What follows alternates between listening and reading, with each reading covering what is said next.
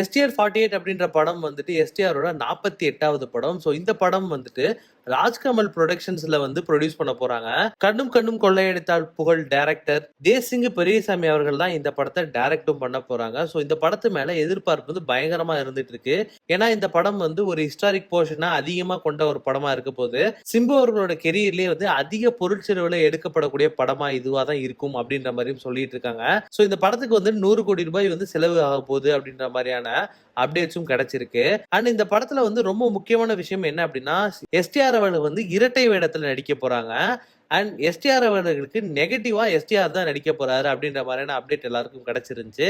இப்போ ரொம்ப முக்கியமான அண்ட் ரொம்ப இன்ட்ரெஸ்டிங்கான வந்து அப்டேட் ஒன்று நம்மளுக்கு கிடைச்சிருக்கு. அது என்ன அப்படின்னா, எஸ்டிஆர் அவர்கள் இந்த படத்துல வந்து திருநங்கையா நடிக்க போறாரு அப்படின்ற மாதிரியான அப்டேட்டும் நம்மளுக்கு கிடைச்சிருக்கு.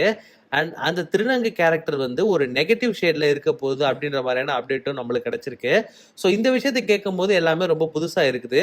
ஏன்னா தேசிங் பெரியசாமி அவர்களோட ஃபர்ஸ்ட் படமே வந்துட்டு பயங்கர வித்தியாசமான ஒரு படமா தான் இருந்துச்சு. ஸோ அவரோட 2வது படம் வந்து இவ்வளவு பெரிய பொருட்செலவு நடக்குது அப்படின்ற பொழுது அதன் மீதான எதிர்பார்ப்பு அதிகமா இருக்கு. அண்ட் ரொம்ப முக்கியமா எஸ்டிஆர் அவர்கள் வந்து இந்த படத்துல ஒரு டிரான்ஸ்ஜெண்டரா நடிக்கிறாரு அப்படின்ற விஷயம் கேட்டதுக்கு அப்புறமா இந்த படத்து மேல இருக்கக்கூடிய எதிர்பார்ப்பு வந்து பயங்கரமா மாறி இருக்கு அப்படின்னு தான் சொல்லணும்.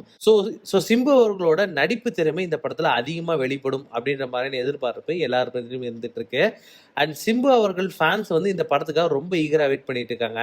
அண்ட் அது மட்டும் இல்லாம கன்னட சினிமா இண்டஸ்ட்ரியில வந்துட்டு ஒரு கேஜிஎஃப், தெலுங்கு இண்டஸ்ட்ரியில வந்து ஒரு பாகுபலி வந்த மாதிரி தமிழ் இண்டஸ்ட்ரிக்கு இந்த படம் இருக்கும் அப்படின்ற மாதிரியான விஷயங்களும் தமிழ் சினி இண்டஸ்ட்ரி ஒரு டாக்காவும் போயிட்டு இருக்கு. ஸோ இந்த படத்து மேல இருக்கக்கூடிய எதிர்பார்ப்பு நாளுக்கு நாள் அதிகரிச்சுட்டே இருக்கு அப்படின்னு தான் சொல்லணும்.